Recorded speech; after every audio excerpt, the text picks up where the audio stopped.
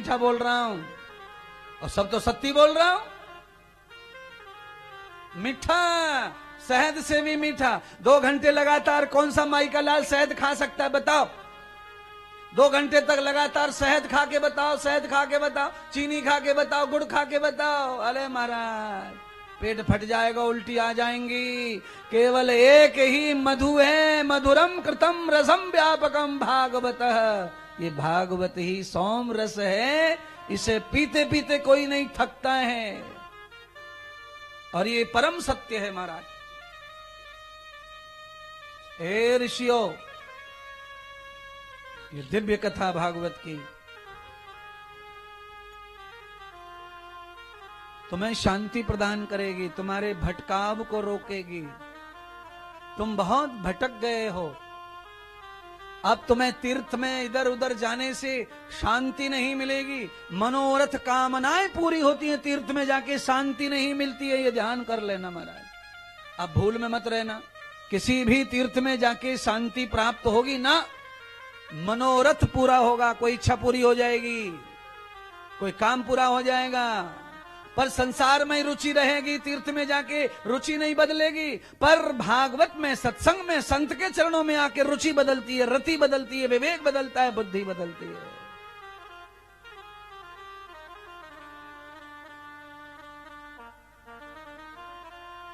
इसीलिए स्वयं संत जो होते हैं वो चलता फिरता तीर्थ माने गए हैं। वो जहां से भी निकल जाते हैं वो पूरा रोड तीर्थ हो जाता है। चलते फिरते भी दर्शन हो जाए, शांति मिलती है, इच्छाओं का चयन करना आ जाता है, तृष्णा का चयन होना आ जाता है। क्या चयन करें, क्या छोड़ें, इच्छा कौन सी होनी चाहिए, कौन सी नहीं, ये त्याग विरक्तता आ जाती है संत दर्शन पे, सत्संग से।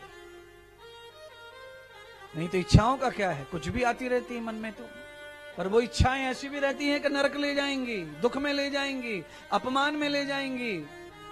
संत के साथ, सदगुरु के साथ, सदविचारों के साथ जब हम रहते हैं तो इच्छाएं भले ही रहें, पर इच्छाएं ऐसी हों जो हमें भगवत परमात्मा से, धर्म से जोड़ के रखें। ऐसी कोई इच्छा नहीं हो हमारे अंदर जो हमें धर्म से तोड़ दे, गुरु से तोड़ दे, ईश्वर से तोड़ दे। ऐसी इच्छाएं नहीं होनी चाहिए। उन इच्छाओं का दमन करना चाहिए महापुरुषों को, सज्जनों को, सुधरे हुए लोगों को।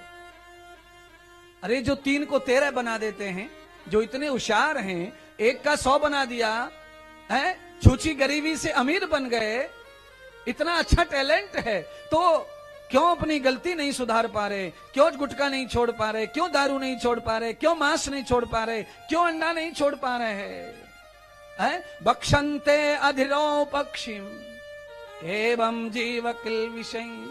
जो अंडा और मांस खाते हैं, जो पक्षियों को खाते हैं, उनको अगले जन्म में संतान नहीं होती है,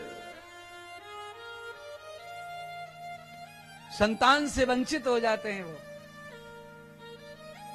जो अंडा खाता है, जो पक्षियों को खाता है, अगला जन्म उसका ऐसा होगा, उसको संतान स्वयं को ही नहीं होगी। माना